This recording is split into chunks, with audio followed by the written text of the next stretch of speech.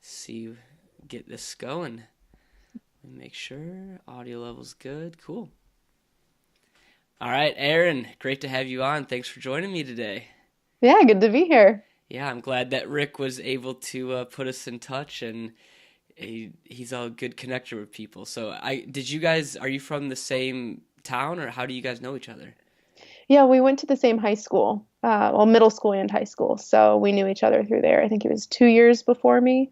Um, and our school was quite small, so it was easy to know who was there. Did he ask for advice when he was going to Asia like a year or two ago? No, actually, we just recently reconnected. He had coffee with one of my good friends, and she was telling him about the work that I've been doing, and he realized how much we had in common, so we kind of reconnected after then. So it was a post-trip reconnection, if you will. Ah, okay.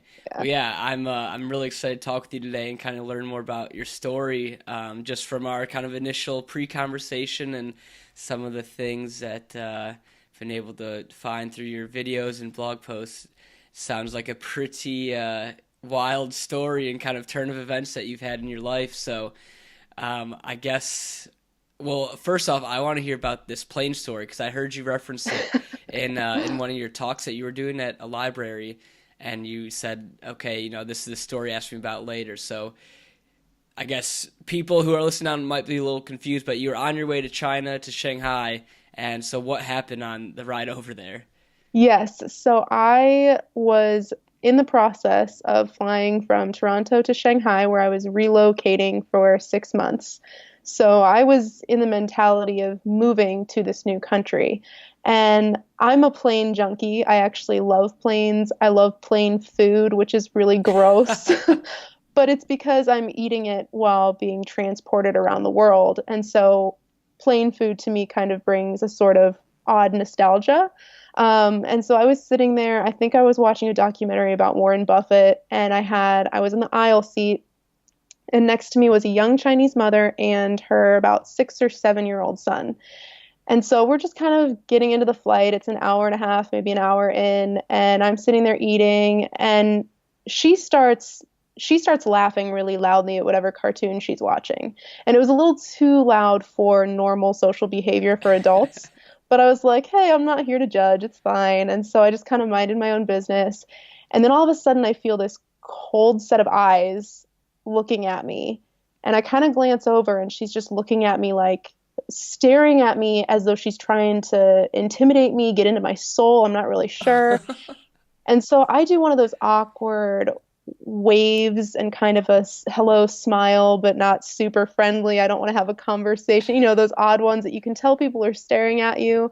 So you just kind of want to acknowledge it and move on with your life. And so I turned to her and kind of gave her a little wave. And then she just kept staring at me. And mind you, when we were ordering our dinner, she didn't know enough English to even say orange juice or rice or chicken. But all of a sudden, I hear over my headphones, she's talking to her son in English, talking about how I'm dangerous, I'm going to kill her, I'm going to kill everyone on board. And so her son is looking traumatized. And I take off my earphones and I start looking around the cabin, and everyone is kind of looking at me, deer in headlights. And I'm surrounded by native Chinese speakers, so I can't ask anyone what's going on, or if I could, she would know because apparently she can speak English. And so she points at me and she turns her head and she looks at me straight in the eyes and she says, "You're going to kill us. You have to die now." And I panicked because in all of my international travel experience, I have yet to come into a situation like that. So I get up and I tell the flight attendant that I don't think my seatmate is very stable at the moment. And he walks over, asks her what's going on. She starts throwing food all over the place, telling everyone that I have a giant knife in my bag, that I'm going to kill everyone. And so, of course, all of the flight attendants are like, where are we? What land are we over? Do we need to emergency land? They get out passenger restraints. I'm escorted out of the cabin. They search my bag. I mean, it was this unbelievable film-like experience, and I'm sitting here crying because I'm moving to this foreign country for 6 months and this is my first experience. So it was definitely a unique trip. I got upgraded to first class, which was wonderful. but it was certainly not the first experience that I wanted going into a 6 month long solo endeavor of moving to China by myself. So So definitely a memorable journey. what happened to the lady and like after they searched your bag? What did they take her somewhere else or did she calm down? Did you ever figure out what the hell was going on? I guess it took them 4 hours to subdue her. And I wasn't allowed back in the cabin, but they told me that they were finally able to subdue her. She was escorted off the plane as soon as we landed. I heard murmurs that she's not flying Air Canada ever again. Um, but I mean, I just sat there in shock for the rest of the flight. When they searched my bag, obviously they didn't find anything because let's be real, if I could get a giant knife in through security in my backpack, it would be more of an achievement than anything. I mean, that would have been really hard to hide. And so they actually ended up pulling out of my backpack a giant Build-A-Bear bunny that I had stuffed in my backpack because my friends sent it with me when I moved. And so they handed this giant stuffed bunny to me and they were like, "Where are your parents?" And of course, I don't look very old, but I also don't look young. Yeah. And you're doing what for 6 months? You're moving by yourself? Are you sure? Because I was just so distraught. So obviously they didn't find anything. She was escorted off, but it was a very, very memorable first trip. Wow, that is an intense welcome into your new home. Not before you Yeah, even land too, like in the air, not even there yet, and that happens. yeah, yeah. So was it like, so I guess let's take a step back and help the listeners kind of understand why you're on your way to China anyways. So can you kind of walk me through again, like, okay, so I know you first went to China for an internship between years of school and then decided to move there after. So I guess could we get some more background information on why you were even heading to China for 6 months in the first place? Yeah, so I had just graduated college, and I had interned with someone in Shanghai the summer of my junior year of college. So it was a 6 week program, but I continued to work for him throughout the school year and continued to edit videos remotely as I finished up my degree, because my degree is in digital media production. And so a lot of the work that I did for him was photo, video, vlog style work.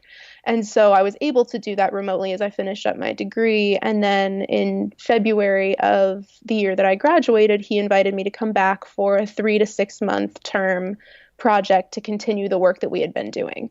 And so, a lot of questions came into my mind of whether I should stray from that usual path of finding a secure job, starting to climb the ladder, that we all climb, and or do I set that aside and take a short-term project and have to do it all over again in December when I got back? I said China because that's just the kind of adventure that I was looking for and the kind of opportunity that I wanted. And it was a dream job, to be honest, right out of college. And so I was moving to Asia to start that project with him in June of 2017 is when that whole flight debacle happened. So what was going through like your mind when you were looking at this decision? I mean, that's a really big decision. You've gone to school the past 3.5, 4 years to probably kind of get a job and kind of start on that path. So what was your mindset when you were like, I'm going to stray away from that and try something different?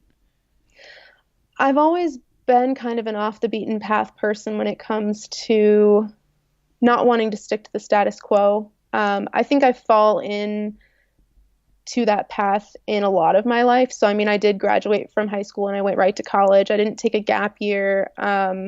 I've followed the pattern up until this point. And so to think about straying from that, regardless of how much I knew that this was going to enrich my life, it was hard because all of my friends and family were really excited for this trip, but it also meant that I was going to be a 12, 13-hour time difference. I mean, even talking to my friends and family back home was going to be hard.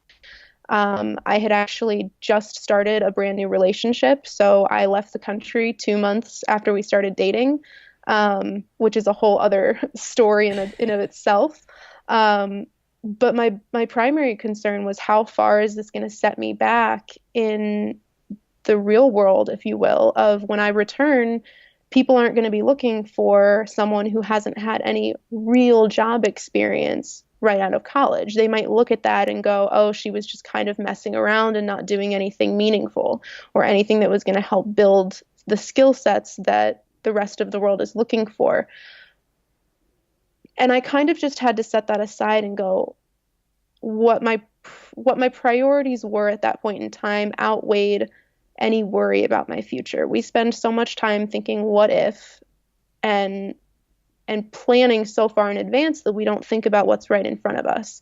And so I think embracing that opportunity to really put myself out there and try something different and follow my passion of travel and human connection and storytelling while getting paid to do it was, I mean, I couldn't think of any reason to say no. When something is right in front of you like that, you take it, you leap.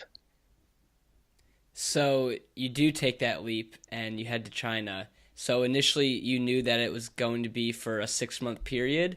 And so you, like, what were your expectations going into this? You'd had the internship, you kind of were familiar with a little bit of China and its culture. And personally, I think it's one of the most opposite places from the U.S. in terms of like cultural norms. So you got a little bit of a taste of that. And so now you're going back for 6 months. Like, what are your expectations, I guess, for this period?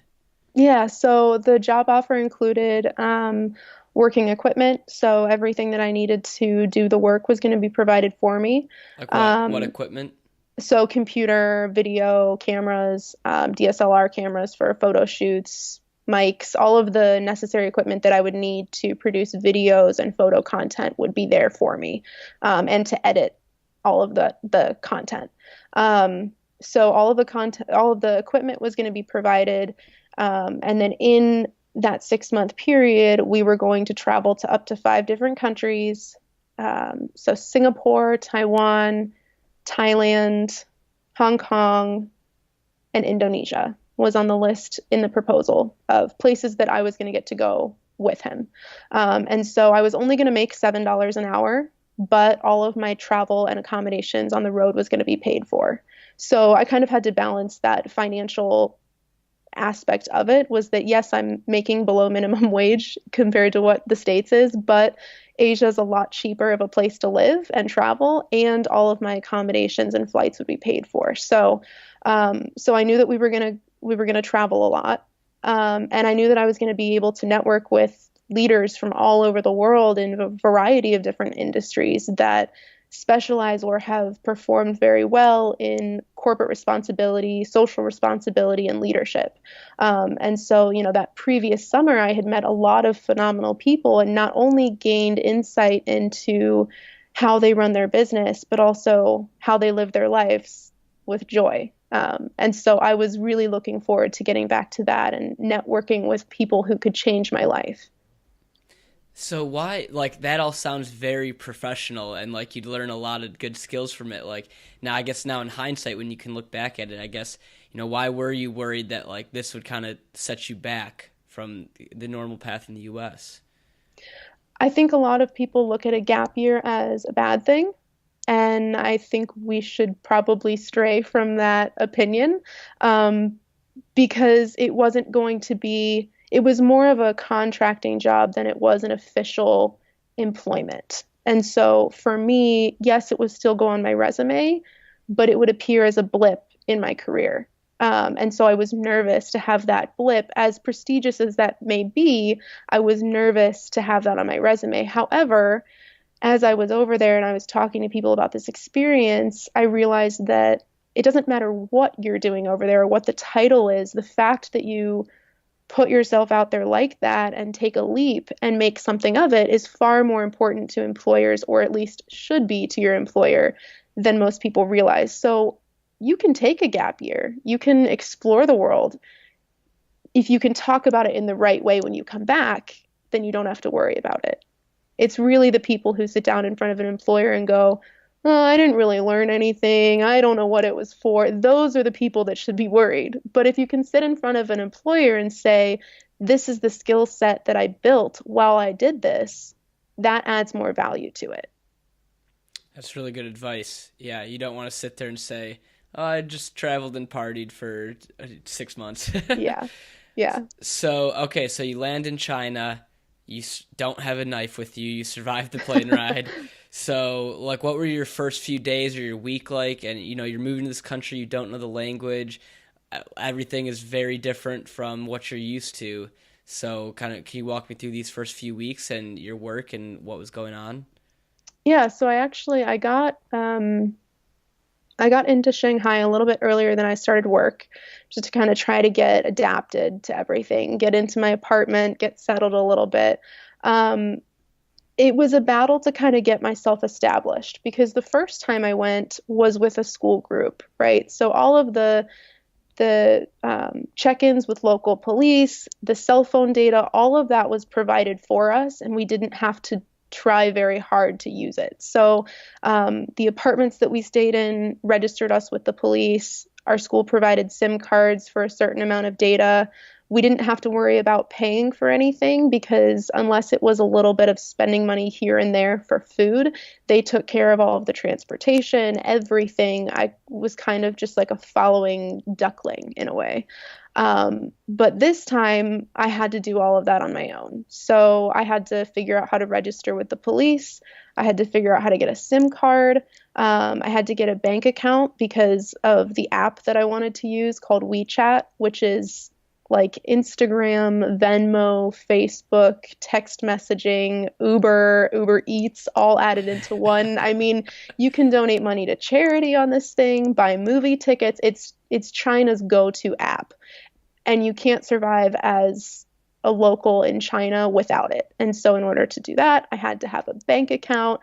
And there's a very interesting blog post that I do kind of go through the process of getting that bank account and having to use Google Translate, and the apostrophe in my name made it a whole headache that it didn't have to be. So I had to learn patience very quickly. I had to learn resourcefulness because I had to figure out how to communicate things that in English would have been very simple. I almost stole copies from a local shop because she made the copies for me. I took them. I thought that she said tu kwai. Kwai is the slang term for Chinese yuan, which is their currency. And so I thought that she said two. She said seven. So I was trying to steal 5 kwai of her livelihood. And so, but in that moment, she understood that it was a translation error. And she then spent the next 10 minutes teaching me how to count to 10 in Mandarin. And so I had a lot of those kind of small moments of, here, I realize that you don't understand how to speak the language, so let me help you along. So I was very fortunate in finding people who were fairly open to helping me kind of figure it all out. So, what really surprised you the most this second time coming back? In terms of getting situated or about the country in general? Um, Kind of the country in general, and Okay. like not from being like knowing that you were gonna have a longer amount of time there and like more of an expat, I guess. Yeah, yeah. I blended in more, which sounds weird because I'm a blonde in China. Um, but Shanghai is a very international city. There are a lot of expats living there. And so the Shanghai locals have kind of gotten used to expats being around and navigating their world. I mean, a lot of the restaurants you go into, they have English on the menus, which is unlike most Chinese cities that are not larger international cities. And so I think what was most alarming is my ability to just blend in if I acted confident and like I knew what I was doing. So the only time I didn't blend in is if I looked clueless. So I learned to adapt to that expectation, and no matter how afraid or timid I was to try something or navigate somewhere, I looked totally confident. It was like I had been living there for years because people would leave you alone if you did that. You hear about all of these tourist scams, and it's kind of a protection method to help not put yourself at risk because the more lost you look, the more likely you are to be taken advantage of. And that's just the reality in most countries around the world. So I think not being surrounded by a whole other group of foreigners kind of let me just slip into the crowd and disappear in a lot of ways. So I think that was the most surprising. Did you have any friends or other people that something like that happened to, or they like were kind of lost or like got taken advantage of in a way? I think a lot of the people I befriended over there were pretty similarly developed, I guess. So a lot of the people that I met were also expats who had been living, if not in Shanghai, at least in Asia for at least 6 months to a year.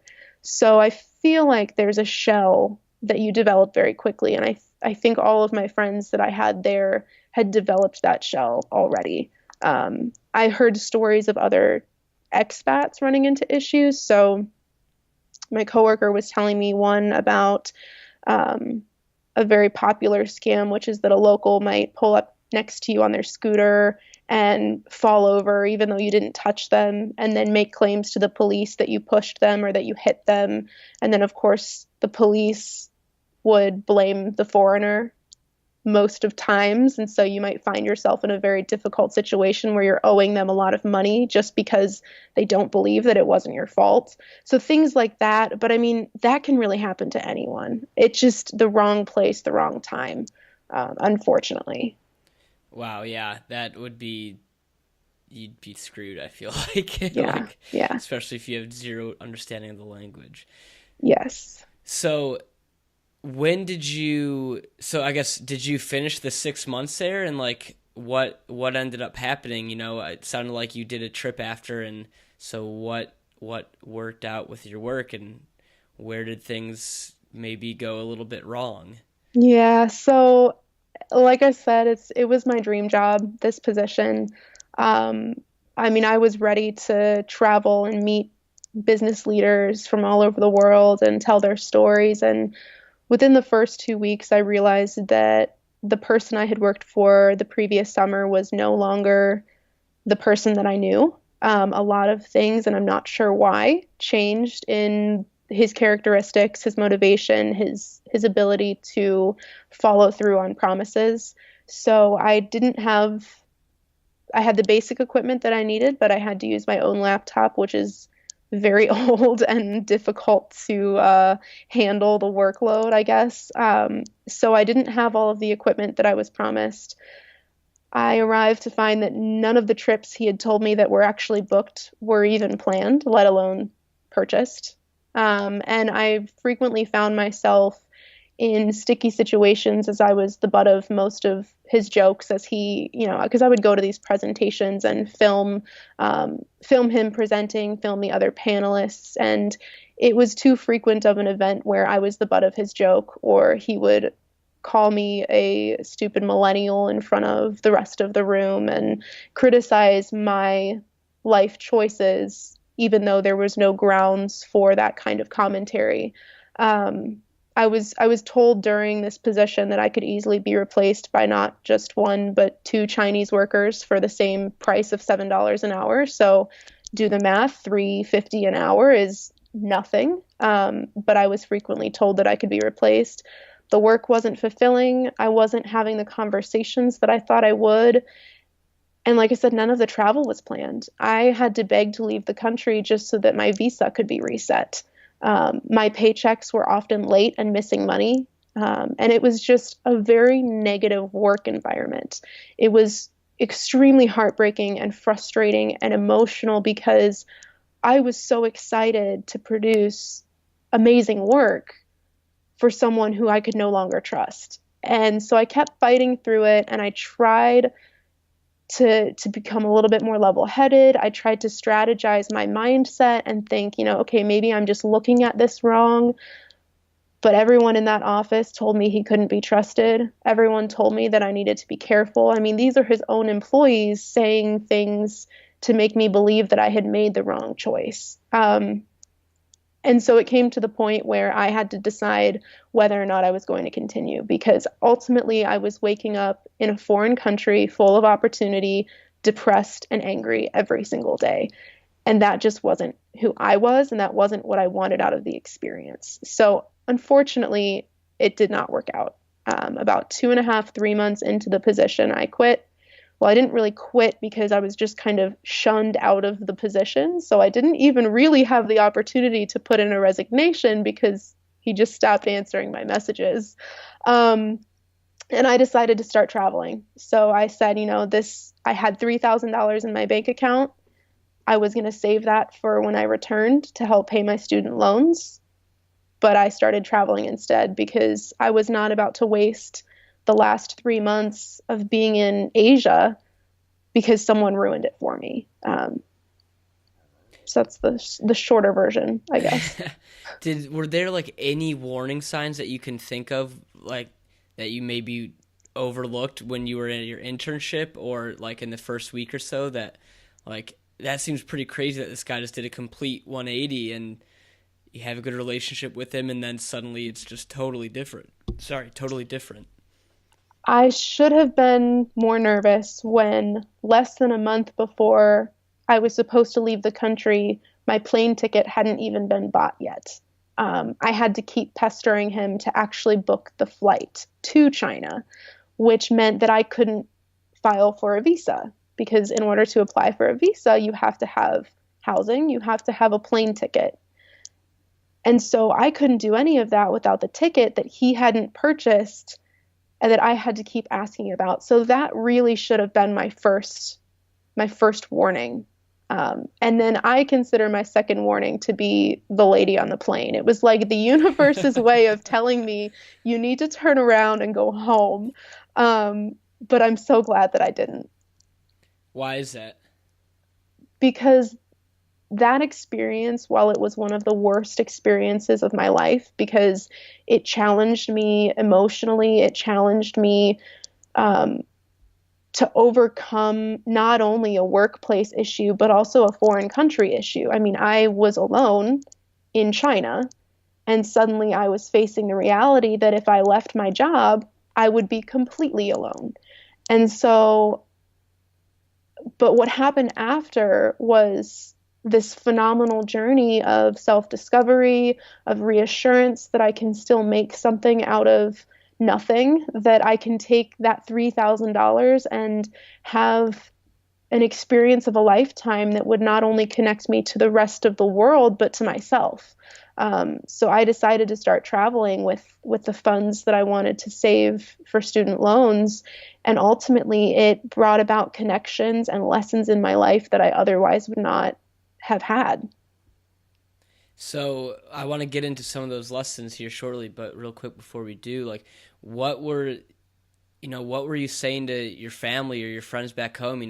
3 months prior, they're like, "Oh my gosh, Erin's going to China. She's going to do this awesome job. Like, she's like the one person who's doing this crazy thing of our friends." And you have such not maybe high expectations, but just high expectations and like a positive idea around this, and to have that totally be flipped on your head, and then like having to admit that not only to yourself but to other people, like how did you go about kind of navigating that? Were you just, I'm in a shitty situation, or like what was going through your mind? I cried a lot. I spent probably 2 days in bed trying to figure it all out, trying to figure out. I mean, my parents were aware of what was going on. My boyfriend was aware of what was going on, and some of my friends back home had, through the grapevine, word of, hey, her job isn't going well. But I had started a blog and I had quite a following on Facebook. At least, my 200 followers were very near and dear to my heart. And so I knew that eventually it was going to come through that I had failed.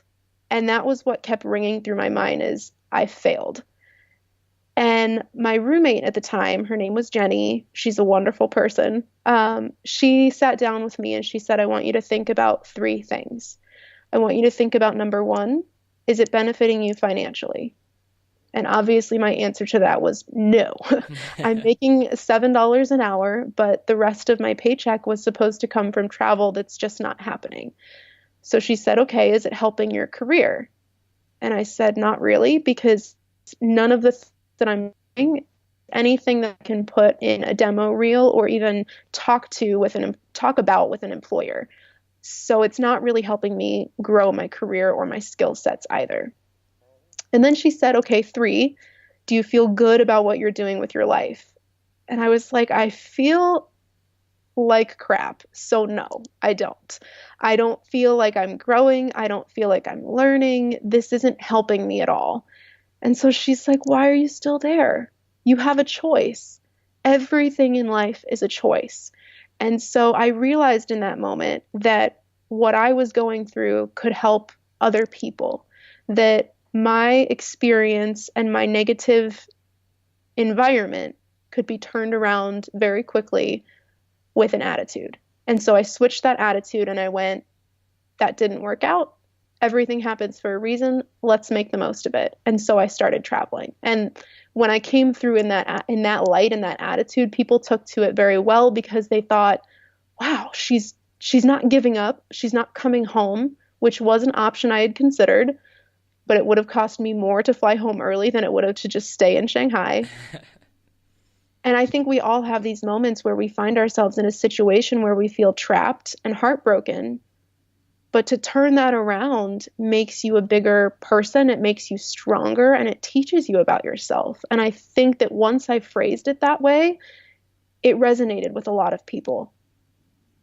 So what are some ways that you can kind of turn that around, either like in your mind and make that mindset shift of, I have this option, or the actual situation itself, especially when it may not be as so, I don't want to say like black and white, but you were expected to do this, and suddenly that was not even really an option, at least for you anymore. So yeah, what are some ways that you can kind of make that shift and kind of take the trajectory of your life in a different place? Yeah, I mean, the first thing that I really noticed that helped was just getting myself out of that negative environment. And, I know it might be hard if there's someone who's been at a job for a long time and is trying to make a career change, but still has to go into the office every day. Whereas I simply started working from home in the last, week or two before I decided to quit. To just get that negative energy out of my space. I think that was a huge part of it, and to move myself elsewhere. But then, underneath it all, we have to remember that life is yin and yang. It is darkness, it is lightness. Without the pain, we can't know joy. And that's just a truth that everyone has to face in their life. That the pain, the frustration, the anger that you feel is for a purpose. And when you find the joy, the light, the silver lining in that pain, you become a better person. And so it's hard sometimes to find that light when things are just so dark. But it's that light that keeps us going. There's a reason that people fight through the hard times, and it's because they know, even if it doesn't feel like it, that there's a light at the end of the tunnel. And that light at the end of the tunnel for me was traveling and getting out there and meeting people who would change my life. I just didn't know it yet, and I just had to trust that that's what would happen. So was this trip like all glamour and glory then? It sounds like very, you did this trip and nothing was bad again. Like, so what, walk me through some of this trip and some of the places you went and some of the lessons you learned along the way. Yeah, so I did three separate trips.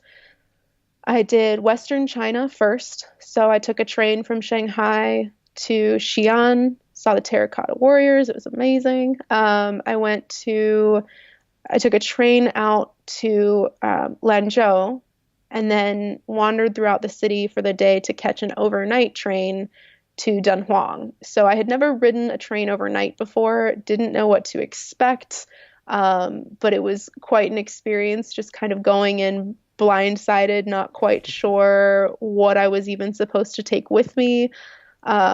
So I took a night train to Dunhuang and then flew from Dunhuang, which is in the Gobi Desert, to Chengdu, the place with all the giant pandas, and then flew from Chengdu back to Shanghai. So I kind of did a loop, if you will, through Western China. And then after that trip, I repacked, did some laundry, and then left for Malaysia. I went to Penang, Malaysia for a while, and then took a train down the coast of Malaysia to Kuala Lumpur, and then from Kuala Lumpur to Singapore. another overnight train, but without sleeper beds. Oh So, and gosh. quite a few bugs. So what happened on that one was my ticket said first class, or um, it said something other than first. It was like high class or something. And so I thought, oh, comfortable seats, pillows, blankets. It was the sketchiest train I have ever been on. There were bugs and roaches and flies just everywhere. Don't even get me started on the bathroom. And I was on this thing at from like 1 o'clock to 5 o'clock in the morning. And I couldn't sleep. I mean, there were creepy crawlies everywhere. It was something out of a movie, truly. It was like that horrible lighting, it's just like swinging. It was something Flickering. from a horror movie. Yeah, yeah. That's how I imagine it, at least in my memory, remembering that. And so I took the train to Singapore, and then I flew from there to Indonesia and Taiwan before heading back to Shanghai. And then the very last trip, I went to Laos, Cambodia, and Vietnam. So I kind of split up the trips, both out of necessity because I wasn't prepared for backpacking. So I wasn't prepared to just pack everything up and go because I still had an apartment and I didn't have the right clothes for the trip. So I took advantage of laundry where I could, but in all reality, these were 2 to 3 week trips maximum. So I was on a very tight time frame, and that's why I kind of structured it the way that I did. But I had some very interesting journeys in terms of the overnight trains. I ended up getting an undiagnosed sinus infection flying from Singapore to Taiwan or Indonesia to Taiwan. And I had booked myself, let's see, 3 or 4 different flights because it was cheaper to do that. So I basically flew from Labuan Bajo, which is in Indonesia, to Jakarta, the primary airport. And then I flew from Jakarta to Singapore and then Singapore to Taiwan. So it was an elongated trip, but it was the cheapest way to do it. It meant 32 hours of travel. Oh. And so I was fighting an undiagnosed sinus infection, trying to sleep in airports. I literally went into a bathroom and discovered that the doors of the stalls go all the way to the floor. So I went in there, locked it, and tried to sleep. I mean, I was so sick, but I didn't know what it was, and I was traveling in an airport, so I couldn't just go see a doctor. So that made for an interesting Taiwan experience because I was still fighting off being sick. But other than that, I mean, most of the experiences that I had kind of came together beautifully, and I really don't know how.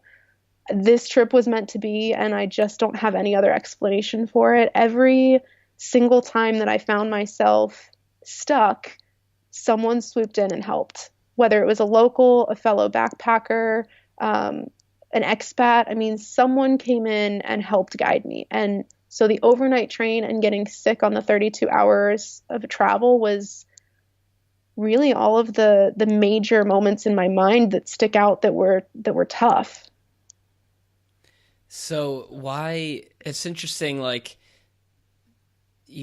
many people do like some sort of traveling, but why do you think that like the people that you met and the way that they helped you is something that's been so powerful in your life? And we'll kind of get into that area and why you're making a book out of it as well, or writing a book.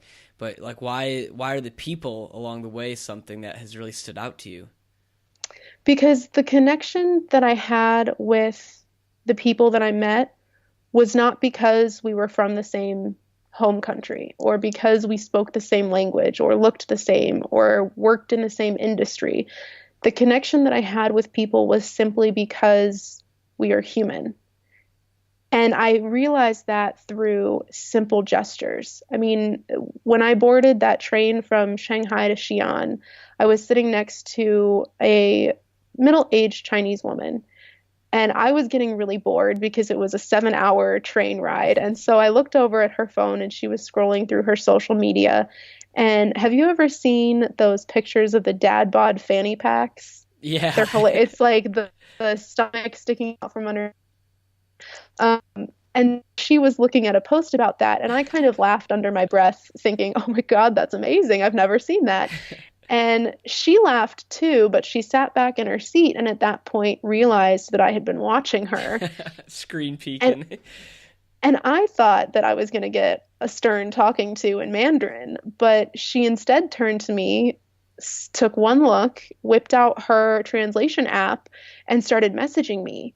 And so we couldn't really speak English to each other, but for the next 5 hours, she tried to feed me food. She tried to invite me to stay with her in her house. She told me about her educational experience and how she was going to Xi'an for a history convention. She told me about her son. She showed me videos of her choir concerts. I mean, it surprises me still to this day that we couldn't communicate because we learned so much about each other. And before I got off that train, everyone was standing up and they were putting on these heavy coats. And I was like, China's not that cold. What's going on? And she looked very concerned for me. And she kind of brought her neck up to her chin and shivered and looked very, mom-like, very, are you sure you're okay? Because all I had was a light jacket. Sure enough, we get out onto the platform and it was much, much, much colder than I had expected it would be in China. Oh And gosh. so she bent over into her suitcase and she pulled out a yellow silk scarf. I'm wearing it right now. Oh my And gosh, no she way. she pulled out this yellow silk scarf and wrapped it around my neck before she left. And it was that gesture that that made me realize how easy it is to befriend people and how easy it is to communicate when we set all other thought and prejudice and assumption aside. I mean, we get so caught up in our routines that we're not exposed to these connections because we just don't have our mind open to them. And so the rest of the connections that I made on this entire journey was a lot like that one on the train. I mean, it was just an instantaneous human connection. So I'm interested, like, why is that something that, how did the language barrier affect that? Do you think that almost helped in a way? And obviously, some of the other people you met along the way, you didn't have a language barrier with. So, what was the difference with this lady on the train where you couldn't speak, but you could still use the translator, and then other people where you could speak? Like, did you find a difference in the way that that connection was made? That's actually a really good question. I don't think I've quite thought about it that in depth, so I applaud you. Um, I mean, I think to an extent, the language barrier does help because you see how much effort each other is willing to put in to still understanding one another. Because there were plenty of times where I would be in a store, especially in Shanghai, where some of the locals have rightfully so gotten really sick of foreigners in their in their hometown because we do slow things down for them. And China, if you've ever heard of it, it's not a very slow country. And so there were plenty of times where I would be in stores and I would try to ask them a question or use my translator, and I just got shrugged away, waved away. They didn't want anything to do with me. Or they would tell me that they didn't have a product simply because they didn't feel like taking me to that section. So with language barriers, I think you really recognize quickly who's willing to put in the time and who's not.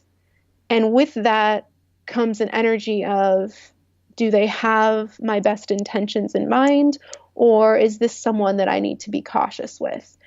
That piece of it comes from just an intuition. Being able to read people is really helpful in that situation. But the language barrier does certainly open up your eyes and your heart to that vulnerability, and that vulnerability creates that connection.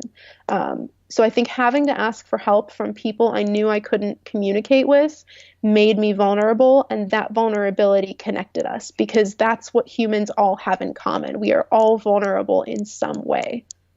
So, how do you take that vulnerability and in a foreign land with a bunch of foreign people, and I mean you're the foreign one, but a lot of strangers, and you have having to be vulnerable and put your trust in someone, and they're maybe saying come to my house and I'll give you dinner or whatever. Like, I guess, is it possible to put that intuition into words?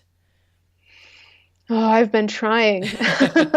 Um, I think I met a man in Malaysia whose name was Zaman, and there's a great blog post about him called Gui Ren, which is the title of my book. And in that blog post, I talk about what happened with Zaman and how I really had to overcome both my prejudice and my hesitant vulnerability because after one, I decided to go parasailing with him because he worked for a water sports company.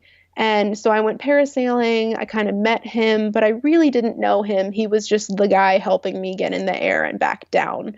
Um, but he asked me if I wanted to go hike into a jungle with him the next day. And a lot of people would go, "You're crazy. Don't do that. I mean, this is a strange middle-aged man, and you're willing to go walk into the jungle with him." But something felt right. And I don't know if I can put that into words. And so I went and I got on the back of his motorbike and I rode off into the jungle with him. And he took a route that I wasn't expecting. And so I had that momentary panic of, I've made a mistake. I'm going to disappear and no one's going to find me. But somewhere deep inside, I knew that whatever was happening was for a reason. And I trusted myself more than anything. And I think intuition, the best way I can explain it is a trust of yourself. So trusting someone else is more of a reflection of whether or not you trust yourself to overcome any adversity, is the best way that I could put that. So I trusted myself in that moment that if something went wrong, I knew I could handle it. And he was actually the one who gave me the quote that I still to this day gives me goosebumps. He said, "To trust everyone risks heartbreak, but to trust no one guarantees loneliness." And that's the best way that I could put it into words. Wow, that's powerful. Yeah, he can't even speak fluent English, and he got that. So, were there any times where that trust failed you or that intuition maybe led you astray? You know, I always feel like there's going to be a moment where my gut was wrong, and I would have to really sit and think hard to find a moment where that was true. Because even with this job that I took, something didn't feel right. The fact that the flights weren't booked didn't feel right. And so, even looking back, taking the job for 6 months, my gut knew that something was going on. But the other part of me knew that whatever was going to happen had to. So I don't know. It's an interesting question because I think in every other circumstance after I quit in Shanghai, my gut was always right. And I did whatever it told me to. And it got me to where I am today. And I know that sounds so corny,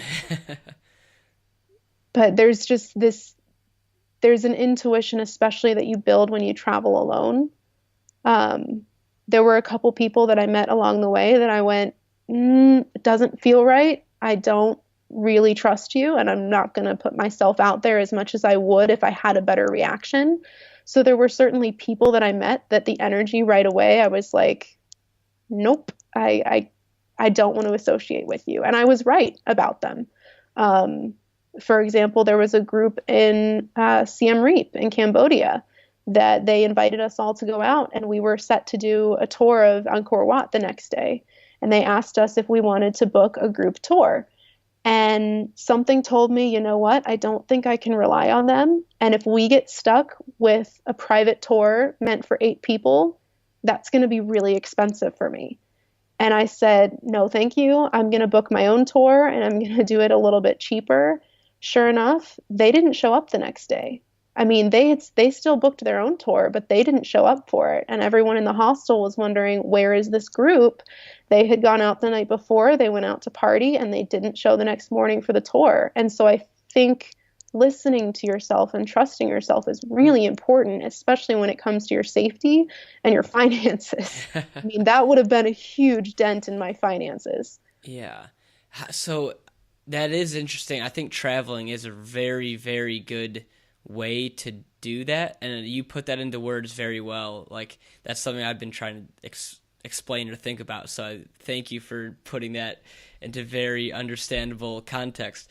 But like, I guess since returning from traveling, is that something that you, because of traveling, you've been able to build up, or like before traveling, did you feel like you had that strong of a sense or connection with yourself? Like, are there other ways to kind of develop that? I think it just has to do with reaching outside of your comfort zone. And this is part of the reason that I want to write this book and that I want to work with students. I'm currently going into some of the local schools and trying to run workshops or do presentations about this kind of experience, because you don't have to book a plane ticket to learn what I've learned. And I think that's the biggest takeaway that I want people to have from Gui Ren, from my book, is that it's not something you have to travel for. It's just a matter of breaking your daily routine and putting yourself in an uncomfortable situation where you have to be vulnerable, where you have to ask for help. Humans, we don't like to be wrong. We don't like to be vulnerable. We don't like to have to ask for help. But in all reality, that's what makes us stronger, and that's what builds that intuition. So I think vulnerability is that huge piece of it. If we're not vulnerable, we don't connect with people and we don't learn how to read people. I mean, if you shut yourself down all the time, how would you have that experience and build that knowledge to do the right thing? I think I had plenty of instances where my gut wasn't right growing up. Travel, I think, exaggerated that experience for me, certainly. But I definitely had relationships and friendships in the past where I was wrong and I had to learn the hard way. And, you know, as much as parents want to protect their kids, your kids are going to have to learn the hard way for that to really come clear and just feel the intuition when something comes up. So what do you do in situations where those are conflicting in a way? Like when you booking this ticket to China, it's something within you kind of felt like it was wrong, but obviously in another sense you felt like it was right. I guess, how do you handle some conflicting messages that you or your mind or your body's telling you? I think that's where the trust comes in. So, you know, if I decide to trust you as a person, it's not me giving you my life and saying, if you ruin it, you have to fix it. It's me saying, I give you my life and my trust because I trust myself to handle it if you mess it up. And I think it goes for everything else in our life. I took that risk to fly to China and move myself to China, despite it feeling a little bit wrong, because I knew that if something didn't work out, I could figure it out. Same with getting on the back of Zaman's motorbike and riding off into the jungle. I felt like I needed to do that for whatever reason. It felt right. But there was also that piece of me that was very wary and on edge, especially as a single female traveler. That was a very risky step to take. And I wholeheartedly admit that. But I also trusted myself to be able to handle it if anything went wrong. And I think that's the secondary part to that intuition is, if it doesn't feel good, can you at least trust yourself to figure it out if that comes true? And if that's the case, then I think you should do it, because that's when you learn. What if the answer is no?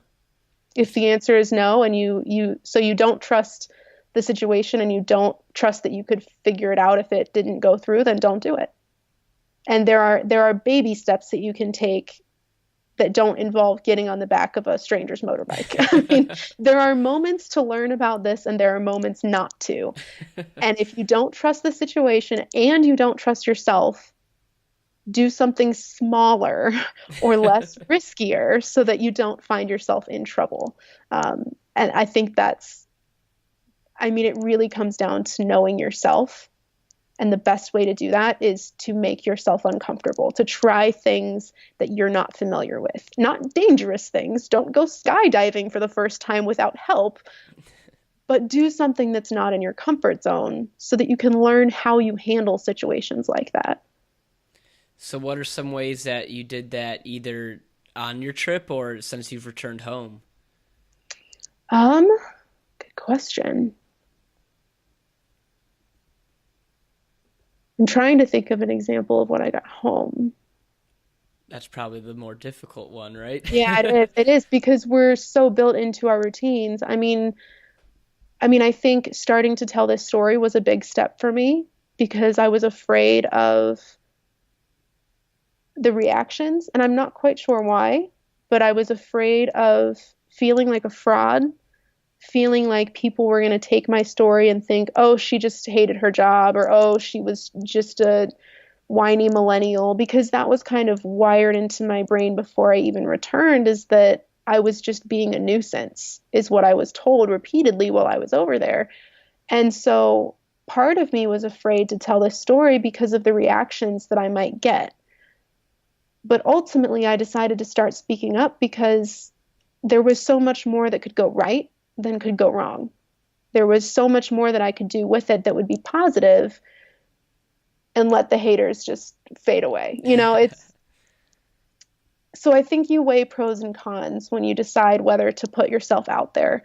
Um, I've always been an actress. I've always been on stage in some way, singing. I've been a performer my entire life, dance, you name it. I was probably doing it. And so, but to step on stage at the library in Upper Arlington last fall was very uncomfortable for me. And it was because I was always telling someone else's story. I wasn't ever telling my own. I was telling someone else's choreography. I was acting through someone else. I was, reciting a poem of someone else's work. But to step on a stage and start to tell my own story made me really uncomfortable. But I learned so much from that and figured out where I thrive and where I struggle. There are places that I've learned to adapt, learned to compensate.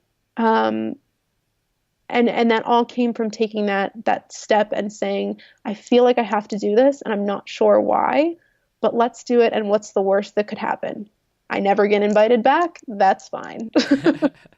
So I'm interested to hear more about, like, even though you're telling your own story, you still felt like you might feel like a fraud. And that's kind of similar to how I felt when I first started my blog and podcast. I was like, who am I to do this, in a way? Like, why would anyone want to listen to me talk about this, or these people I'm having on? And that's a very interesting thing, even though it's your story and you've lived it and you've done it. So I'm just interested to hear more about kind of these feelings that you had and how you pushed through them and went out the other side despite them. Yeah, there's a term for this, and it's on the tip of my tongue. Um, it's a syndrome. It's imposter syndrome. There we go. Imposter syndrome is kind of this fear of, yeah, who am I to tell this story? Why would I think that anyone would listen to it? And I really started to overcome that because I told people in small quantities. So going out to dinner with a friend, I started telling them about it. I wrote about it on my blog and posted it on Facebook. And all of a sudden, the reactions that started to come through, I realized how powerful it was for other people. And for me, it was like, oh, it's just another part of my life. I mean, it was an experience. It was cool. That's awesome. Let's move on and continue the next chapter. But as I talked to people about this and I watched people's reactions in these library meetings, or not really meetings, library presentations, I saw their faces change. And it was like we connected not because of the story that I was telling, but because of the emotion that it evoked. And I started to realize how impactful it was for other people around me. And that's always been my ultimate goal, is to make the world a better place, one person, one conversation at a time. And I realized that that was happening. And so as much as I was afraid that people wouldn't take me seriously, the more I kept talking and the more I kept introducing my story, the more I realized that it was working, that people were listening. They wanted more. And that's actually how this book came about. I mean, it started as a joke because I posted a blog post on Facebook. And by that point, I had started to get a following of people I didn't know, which was a huge ego boost because I thought it was just going to be my mom reading my blog post. Someone I didn't know commented, if you wrote a book, I would read it. And at first I was like, okay, sure. You're just saying that. It's a compliment. Thanks. But then more people started responding, and I thought maybe they're right. And it was on that overnight train to Singapore that opened my laptop, I started writing, and all of a sudden, Gui Ren came to life, and it just flowed out of me. I am terrified of writing a book. I'm terrified of talking about this story because of the way that people might make assumptions. But that fear is what's keeping me going because I want to prove it to everyone that I can do this. And most of all, to prove it to myself that this is a story worth telling because underneath all of the doubt and fear, I know that this is a story worth telling. So you got this idea while you were still kind of in the moment, in the traveling. Hmm. And so where did it go from there? You get this idea on the train, and we should probably explain what Goi Ren means as well. Oh, yes, Um, probably. but yeah, let's do that now then because we've Okay, mentioned it yep, a few yeah. times. So yeah, what is Goi Ren? And so if anyone's wondering, it's spelled Gui space Ren, at least the English spelling. So yeah, what is the Goi Ren? So I was in Singapore, and I was talking to a friend, and I was telling her about how all of these people had come into my life randomly to help guide me, and how incredible it was that despite language barriers and cultural differences, and despite me looking like a straight up tourist, they wanted to bring me into their life and wanted to talk to me. And I was asking her if she'd ever experienced that or if this was completely unique to what I was doing. And she taught me the phrase Gui Ren. She said, this is what you're experiencing. So it's a written Chinese phrase that essentially means the right people coming into your life with synchronicity to help guide and inspire you. So the example that she gave me was, if a friend was battling with an illness for a really long time and all the doctors, all the tests, nothing worked. And then all of a sudden, this random woman from work gives you a connection to someone who cures you. She was your Gui Ren. She was your savior, if you will, or your helping spirit, whatever your religion or spiritual belief might be. She was that they are that guiding principle in your life. And so all of the people that I met really identified in that way. And so that's why I decided to use that as the title because there is no other summary of my journey than Gui Ren. It just makes sense. And to anyone who does speak Mandarin, I am not pronouncing it correctly with the tones because I do not speak Mandarin. So I can't grasp the tones quite as much as I would like to. So I've kind of Americanized it, if you will. But it's not very frequently a spoken phrase. It's written. And so I'm using the pinyin, the English letters, as the book title. Okay. And the subtext to that is extraordinary stories of ordinary people, because I believe that that's, focusing on the stories of all of these ordinary people who just wanted to help me out along the way, was truly extraordinary. So yeah, how is the book set up, I guess? Is it by chapter and each chapter is a different person? Like if I don't know at what stage of the writing you are in it, but like how, I guess, is it structured? Yeah, it's essentially structured by the people. So each chapter is a new place, which is a new person. So if there was, I think in Malaysia there was three people. So I did divide those chapters up just because there was so much rich content. But each chapter is essentially a new person, because it's about the people. Did you have to get any like approval from these people to write about them? That might be a dumb question since it's just like your experience, but did you have to get any approvals or written like things you can talk about? I don't know if that's a dumb question. It's not a dumb question. It's a very good question because I am sharing other people's stories on their behalf. And I did quite a bit of research into, where is that line of can I tell this story? So essentially, what I can do, there are a couple people simply because of the nature of their work that I would want to run it by them and just make sure that they're okay with this.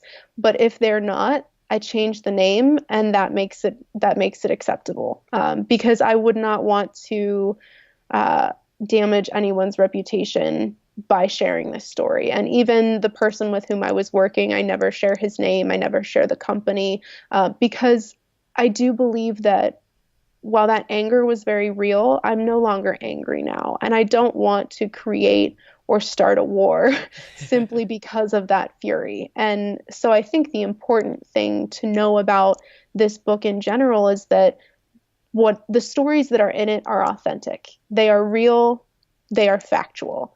Um, it's not a novel where I elaborated and kind of exaggerated to the benefit of the reader. It is all authentic. And in that, there are difficult topics. There are difficult moments that were trying for me. But in that, I wouldn't want to make someone else's life miserable simply by sharing my own authentic story, because that's not the purpose of this book. The purpose of this book is to teach lessons in decision making and finding positivity and turning your life around and finding those connections. So if I will eventually reach out to the people and say, hey, just so that you know, I mean, the people who I can reach out to, a lot of these individuals, I may no longer have contact with. I mean, I can't guarantee that every story in here I'm going to be able to reach out to them and ask them for permission. So in that case, I may just change a name. Okay. And so back to Gui Ren, and like, do you feel like that's something you can influence in a way? Is it just totally out of your control and kind of like a universal workings of, yeah, just the workings of the universe that is kind of going to work in your favor? Is that something that you felt like by being this way or doing this, I'm more likely to have these, I'm more open to these things happening for me? Vulnerability. That's the only way that you can do it. Open-mindedness and vulnerability. That's really the key factor in having these moments, simply because you recognize that it's happening. So like I said earlier, I mean, we get trapped in our routines. It closes our minds. And so many people think of being open-minded as liberal or being open to conversation about hard topics, or not being stubborn. But open-mindedness is also practicing visibility and seeing these moments arise in your life and acknowledging that this could be something impactful for you. And a lot of us don't have that because we got so stuck in our routines. And so I think being open-minded and recognizing all of these minor interactions as potential life-changing relationships, but then also making yourself vulnerable in having that conversation and starting that relationship with authenticity. I mean, I'm currently working at a fitness facility, and even the people that I meet there, some of them have changed my life. They're my closest friends, all because I asked how their experience was going at the club. I mean, I wouldn't have had that kind of awareness, though, had it not been for all of the people that I met in Gui Ren. So how can the average person maybe listening to this, working 9 to 5, and during the week maybe hour commute to and from work, comes back, makes dinner, does a workout and something else before bed.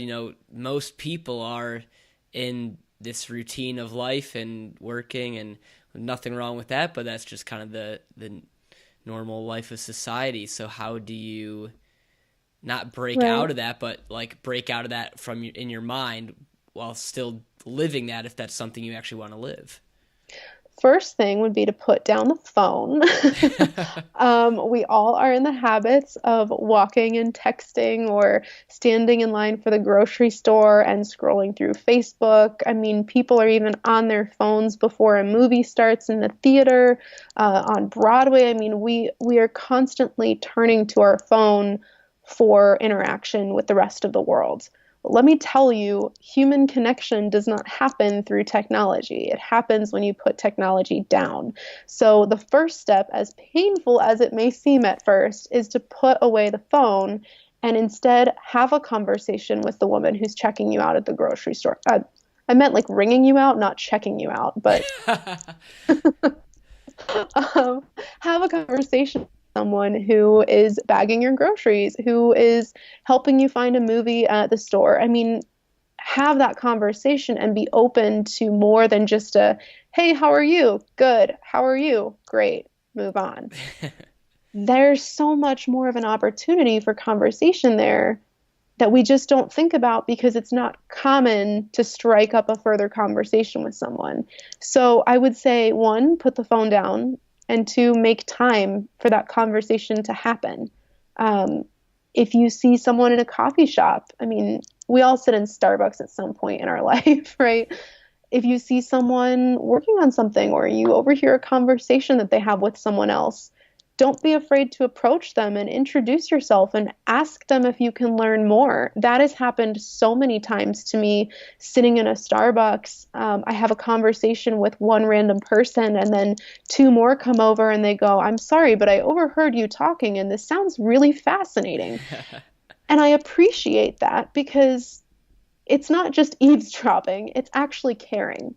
Um, you know, talk to the person in front of you at Starbucks and ask them how their day is going and care. I think maybe it's just that we get into this routine and we know that we're supposed to care, so we act like we do, but deep down underneath, you don't expect anything from it. Go into each of those conversations expecting something, and maybe you'll be surprised what you find.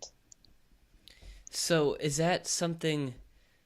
So I first off, I definitely agree with the phone thing. Like, it's crazy. This is something I've been trying to be better with as well. Like in just those small moments, just like 15 seconds, and you look at your phone for no reason. Like you looked at Instagram 2 minutes ago, nothing's changed, and we are very distracted by it.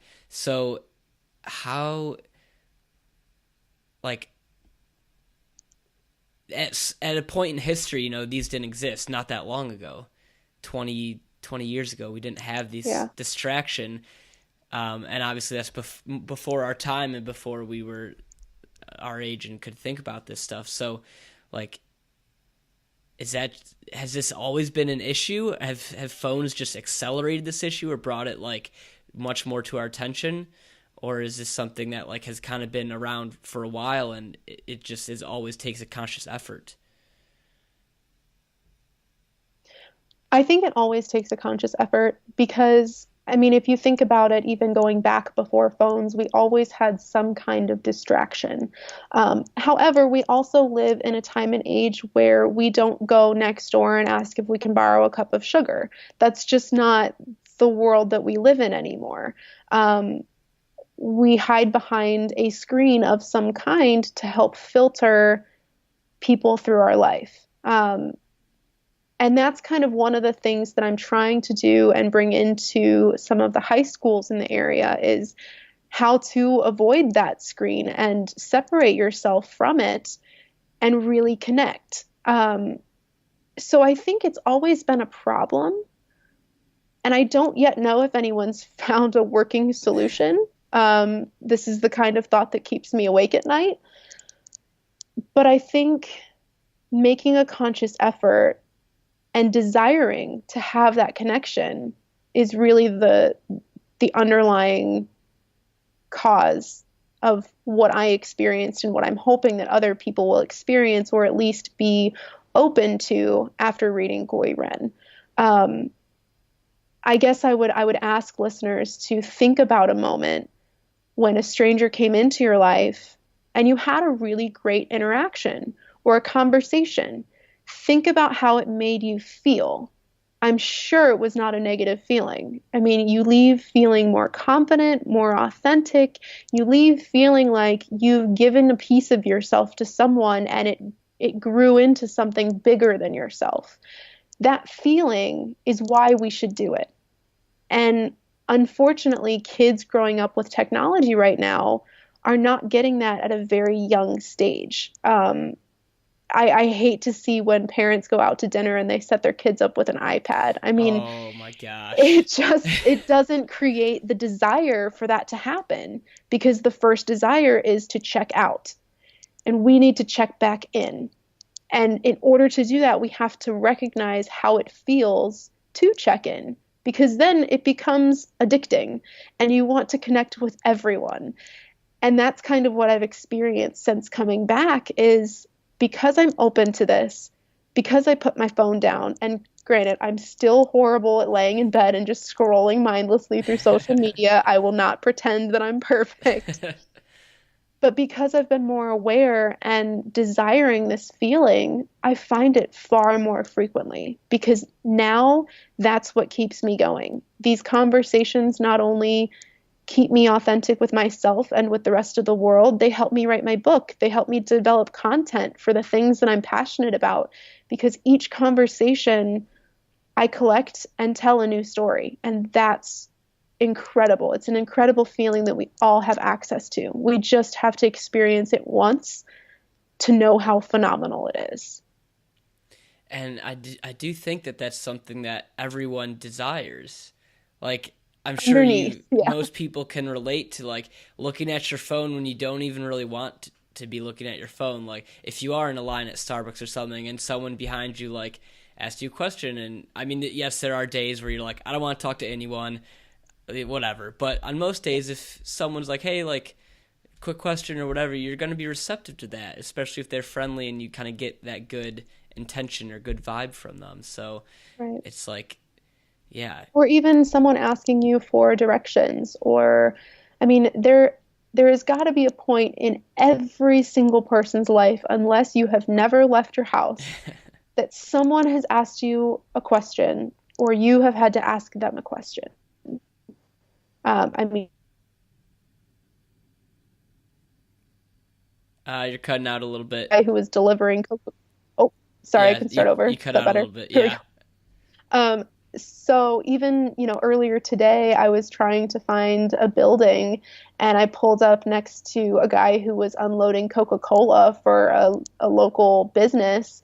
And I asked him where the address was, and we just kind of had a banter back and forth that it wasn't anything meaningful, but it left us both feeling, at least I can assume, it left us both in a better mood because it was funny, it was comical, it was raw, it was hey, I got to ask you for help. I'm sorry. And he couldn't help me at all. But it was a great interaction because I expected either to get help or to be real with someone.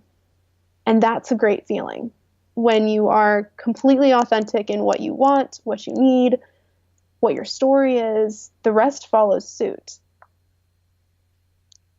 So, what are some good ways that you can break out of a rut if you're in one? Like, you don't feel like you're good at, like, is this almost a skill? Do you feel like being that vulnerable, is that something you can practice and improve upon? And what are some ways that you can, if you feel like that just terrifies me, I cannot imagine even just saying hi to someone at Starbucks, like, they're sitting there, they're on their laptop, but I don't want to annoy them or distract them, or, like, I mean, I've felt like that a few times. Definitely. So how do you, is that something you can learn and improve on? I think so. Yes. I I heard a phrase from a friend a while back who I interviewed for a study abroad series, and he said this great comment about I learned to be comfortable being uncomfortable. And I do think that's something that you can train yourself to do, whether that's, you know, facing a fear of applying for a job that you think you're underqualified for, or I'm a terrible artist, but maybe one day I try to draw something. I mean, it doesn't have to necessarily be a human interaction. To practice vulnerability, it can be writing a song, It can be doing a dance. It can be signing up for a class. There are tons of community centers. There are tons of public events that you can go to either with a friend, by yourself. I mean, I started going to these storytelling events that I really didn't know much about. And all of a sudden, I have a whole new network of people. I'm the web content manager for their website. I mean, you'll be surprised the things that you do and how it translates into new experiences. Even just going to a local meetup. Couch Surfers is a great website. I used that while I was traveling through Europe on a study abroad program, and I met some awesome people because I found an event that was, hey, pay $10, come over to our house, we'll cook you a local meal and have a conversation about life. And I was there for 5 hours and I met amazing people. We talked about every topic from religion to humanism to politics to sexuality. I mean, it was incredible simply because I paid $10 to eat food. Um, so you can find these opportunities, and my goal is to kind of build a kind of consulting, if you will, to try to help people identify places and things that they can do to practice that vulnerability and being uncomfortable. I mean, it can be as simple as trying a new grocery store. Seriously, that's all it takes. I mean, it's just a matter of stepping out of your routine. Go to a different grocery store, order something different at a coffee shop, try those little things, make yourself uncomfortable, take a very small but calculated risk, and then start building. And with time, you'll be able to grow trust in yourself and trust in the people around you. And so in one of your speaker series, you talked about trust a lot and vulnerability, and there were a few other words up on the screen that I forget what all of them were, but like, how do these all play in together, and like, what's the importance of building them up in conjunction with each other, and like, what happens if you're not good at one, or if one is kind of removed from your life? So I think, and a lot of those were kind of reflecting on the values that I learned as I transitioned through moving to Asia. And so some of those were even, learning to give up control, learning that impermanence can be a good thing, in the fact that just as joy can be ripped away from us, so too can the pain. Which is something that really resonated with me. And so a lot of the words, I would encourage anyone to go check out the speaker series that I did. And that first video gives you a lot of insight into the personal values that I had to develop and kind of the individual stories behind each of them. Because I do think they all play a big part in developing that awareness and that adaptability to make yourself open to those connections. The final word that I share with everyone is open-mindedness. None of those words up on the screen, like control, impermanence, vulnerability, trust, none of those work without being open-minded and being willing to learn. And so I think it is possible to be better at some than another. I'm not always good at giving up control. Trust me, ask anyone in my life. I like to be in control. But now I realize that there are some moments where giving up control does me and the world better. So it's not necessarily about being perfect at each of them. It's practicing mindfulness in realizing when is the right time, when are you most strong with it, and where do you need to improve, or where might it not be necessary? So, I forgot what my question was. That's okay. Um, I forgot what I was going to say. I'm sorry. But so with that control, I imagine that's something you've had to give up in this process of not only writing but publishing and everything with the book. And you are self-publishing it, correct? Correct. So I decided to go self-publishing primarily because the title is not in English, and I don't want a publisher to take any of the authenticity out of it. okay, so what is the process of self-publishing a book like? I mean, I don't even know. where you begin with that, and like what the if there's like a certain like, okay, first you need to do this, this, and this, and then you can be ready to go, or what's that process look like? Yeah, so I really talked to a lot of my friends, people who had also published books. There's this storytelling group that I'm a part of. A couple of them have self-published through Amazon. I talked to my editor when I met her, who I met through a mutual connection, actually. And all of them said that self-publishing is the way to go if you want to get it out into the world faster, which is my goal with this book because it's relevant now. And I think it's a story that needs to be told now. And so I don't want to wait for a year, year and a half for a publisher to finally get it out there. And then that way I have a little bit more flexibility with the marketing and publishing ebooks along with it and audio, and it can all be in one place. So I decided that I was going to self-publish through Amazon first, and then obviously I needed an editor. And fortunately, the coordinator for the Upper Arlington Library series that are on my website, she actually got me connected with someone who ended up being my editor. So I got coffee with this woman, really not expecting to ask her to be my editor. And then all of a sudden we started talking about her experiences. And there were these tiny little moments where I realized that she was the aunt of one of my best friends from elementary school. And oddly enough, I mean, Google Slides doesn't have that many fonts available for their slide decks, but the font on her business card matched my slide deck font. And it was that tiny little thing that I went, yep, this is right.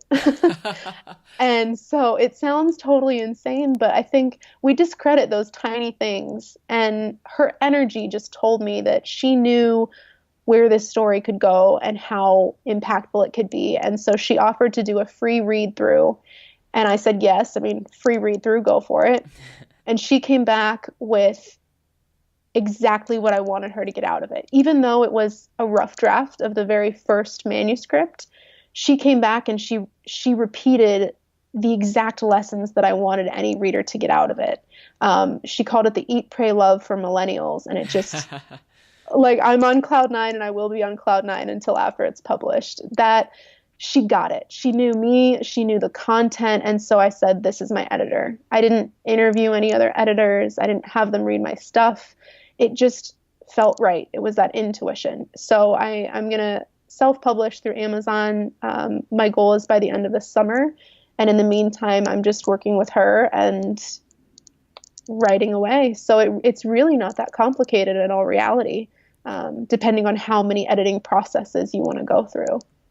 So is the bulk of it written and now it's all editing and seeing where you can add or remove stuff? And like, when did you have the overall structure of it done, or the bulk of the work done? I would say I finished a bulk of the work probably the end of 2018, but then I submitted the first manuscript mid-January, I believe.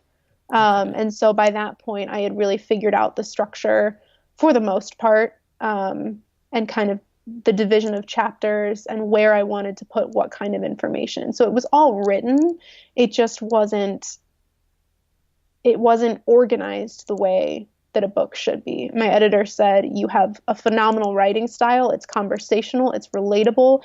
The lessons that you have to teach others are phenomenal, but you have no freaking idea how to write a book. And I was like, well, that's very true. I've never done this before. And so that was a scary moment for me too, because no one wants to be critiqued. No one wants their work not belittled, but torn apart.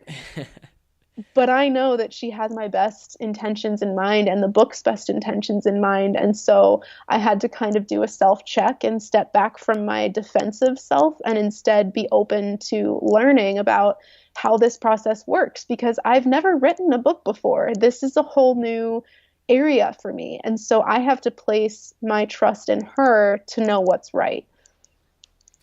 What would a success look like for you with the whole book? Oh, geez.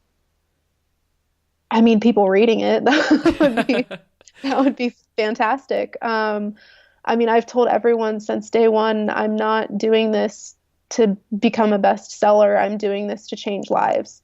I truly believe that the stories and the connections and the lessons in this book can change someone's life by helping them see something in a new perspective. So, a lot of Brene Brown's work has done that for me. She's kind of one of my inspirations. Elizabeth Gilbert, who wrote Eat, Pray, Love, was certainly an encouragement to tell this kind of story, because I realized that it could be done and it could be meaningful and impactful. And so I want people to walk away feeling like Gui Ren enlightened something in them or awoke something in their personality that helps them to become a better person and to keep that train rolling. Even if one person reads this book, but they teach the lessons to 5, I will be happy with it. That's awesome. I would really like to read it when it does come out. I'm excited. I mean, just even from like your blog posts, I can tell you're a good writer. Like Thank as my you. editor said, like it flows well, and it just, yeah, that's definitely not an easy thing to do. And so yeah, I'm excited to check it out. Um, and so one other thing I wanted to bring up, I think it was a quote from one of your blogs. I want to make sure I find it. It was about kind of about fear, and this might have been from an Instagram post actually. You said the funny thing about fear is that it's more reflective of our insecurities than it is logical reason, and I really like that. And I was hoping you could maybe explain that a little bit more. Yeah, so that was one of my recent posts. It just kind of hit me one day. I realized that the reason I was afraid of confrontation was because there was a part of me that doubted my self-worth. And so recognizing your fears as a reflection of your own insecurities can help you overcome those. And so facing that fear of confrontation helped me redefine my self-worth and stand up for what I believed in, and ultimately made me stronger because I overcame that fear, right? So I mean, even like I said, applying to a job for which you're underqualified could, that fear of applying for that job could be a fear of your ability to actually do the job. So it's a confidence issue. And I don't yet have the solution to overcoming, insecurities about your weight, your skill set, your appearance. I mean, those are not things that I'm trained to do. But in my experience, being mindful is the first step. And so being mindful that my fear of confronting a friend or a coworker or a boss is based in my insecurity of my self-worth is an opportunity to turn around and say, okay, how can I change this? What can I tell myself to remind myself that I am worthy to therefore have that conversation? And so I think being mindful of the insecurities that hide behind our fears is a learning path. It's an opportunity to build yourself up and to build courage, really. How do you recognize these? Does this happen through your writing, or does it happen, like, do you journal? Do you meditate? Like, how do you become aware of these things? I've tried to meditate maybe 4 or 5 times in my life, and it is hard. My brain does not shut up. And I think that's part of the reason that I recognize these things. I mean, I studied mindfulness for a little bit on my own in college. And one of my favorite takeaways from that reading was you shouldn't complain about being stuck in traffic if you can't levitate. And I think that that's just a metaphor for every other adversity that you find in your life. If you can't change it, why worry about it? Why get stressed? Why get anxious? And so I think when it comes to fear and doubt, that is something that I can control.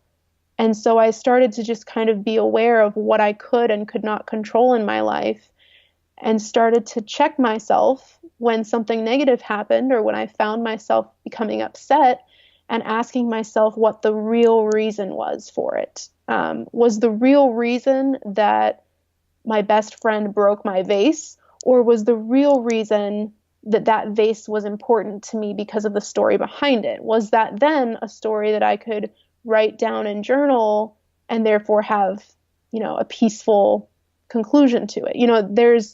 That was kind of a weird example, and I'm really not sure where it came from.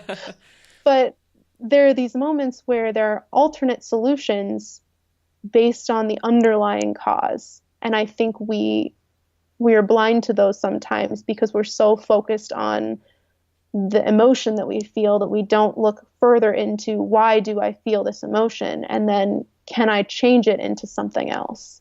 So I think it's just practice and being patient with yourself and knowing that you're allowed to get upset, but you need to know why. Having irrational emotions doesn't help anyone. Easier said than done sometimes. Oh, absolutely. Absolutely. I have my bad days. I have my bad moments. Yeah, I think everyone does, and it's just a matter of trying to make those less frequent if Yeah. possible. Yeah. But yeah, I think there was one other quote I really wanted to make sure I brought up. Let me make sure I have it right. Oh no, we actually already discussed it. My bad. Okay, well, what is Okay. I'm curious. So when did you get back from the trip exactly? December of 2017. 20. Okay, so you've had is it like weird writing about all this? Like even though it was 2 years ago, like does that feel like a long time ago, or when you're writing about it and kind of thinking through it, does it still seem like it just happened like a month ago? It's a little bit of both. When I'm having a rough writing day, it feels like it was 5 years ago. When I'm in the zone and totally connected with it and it's just pouring out of me, I feel like it was yesterday and I feel like I'm still there. Something that's helped me a lot is because I was in tune with digital media and using that to my advantage, I do have a lot of content, both photos and videos of my trip. And so going back and watching those videos and hearing the people's voices and seeing the photos of the faces of people that I met kind of helped put me back into that mentality to write. So, even if you're not a digital media pro, which I don't claim to be by any means, if you're planning on writing anything, take the pictures, take the videos, because even if they're crap footage, it will still put you into that place again. It will still transport you back in time to help bring everything else back to the surface. Okay, yeah, that's interesting how that can be like a entry in itself, or like a journal. Like you just see that and it brings up all the other memories. That's Mm-hmm. actually very fascinating. And Um, a lot of the content that I have is currently being posted on my Patreon. So I do have a Patreon where people can, I guess, subscribe to the exclusive behind the scenes content, while also supporting the book and publication of Gui Ren. So part of the benefit to that is seeing the footage and the photos that the rest of the world may not ever see. I'm not sure. It kind of depends on where everything goes, but for the time being, the people who have access to that are all on Patreon. okay, and where can that be found? Is that like on your website, or you just have to search for your Mhm. name on Patreon, or? Yeah, so you can either go to my website, onmylist.org, or you can go to Patreon /Gui Ren, the Guiren, and that would be it as well. But most of the events, the photos that I have shared, and the link to my blog are all on my website, which is onmylist.org. Wonderful. And so are you still doing some speaker series? Like, I know that's obviously you kind of need to be in Ohio, or you're in Columbus, right? Correct. Yeah, so you kind of need to be in Columbus if you want to see those. But, like, I guess what's on the docket for you between now and the publishing of Guy Run? I've got two series coming up well, not really series, two presentations in May at some of the local libraries here. So at the Westerville and the Grandview Library here in Columbus. So those are both listed on my website. And in the other spare time, I am doing a couple presentations for local schools whether that's through an event that they're already hosting or doing something special for me. I'm kind of coordinating those as well. So, got some exciting stuff coming up in Columbus. My goal is to eventually get connected around the country and travel out to places. So, if you are listening to this and you are outside of Columbus area and you're interested in doing a workshop or hosting a session about Gui Ren and what it means to me and to the rest of the world, I am certainly not closed-minded to traveling throughout the country. So definitely open to some plane trips here and there. Wonderful. Hopefully you won't get accused of having a knife on board. Yeah, that's definitely the most interesting flight. Yeah, hopefully that does never beat like that is.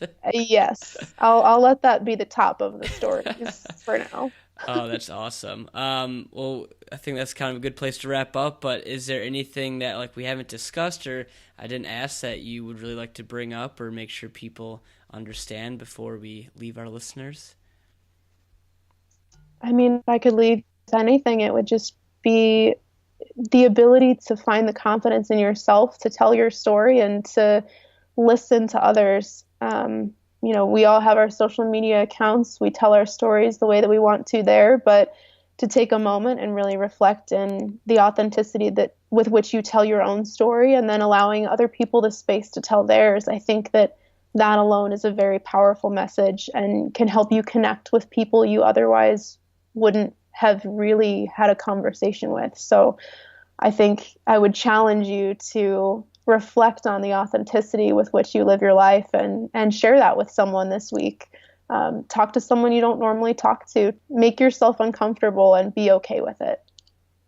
Wonderful. Love it.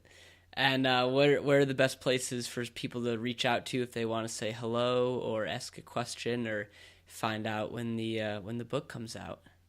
I've got an Instagram account. You can connect with me there. You can also connect with me through my website. Honestly, my website's going to have every link that you might need, but there's also a contact form at the very bottom that will send me an email. So I always joke with people on my Patreon, you can call me, beat me if you want to reach me. Any kind of method you can get, I will respond because, as you may be able to tell, I'm a communicator and a talker. So I would be more than happy to connect with you and even hear your story. I think that this is an awesome time we live in because everything is so accessible. So definitely visit onmylist.org and reach out to me. I'd love to hear from anyone willing to share a story with me. Awesome. One of the many perks of technology, even though there are a few cons as well.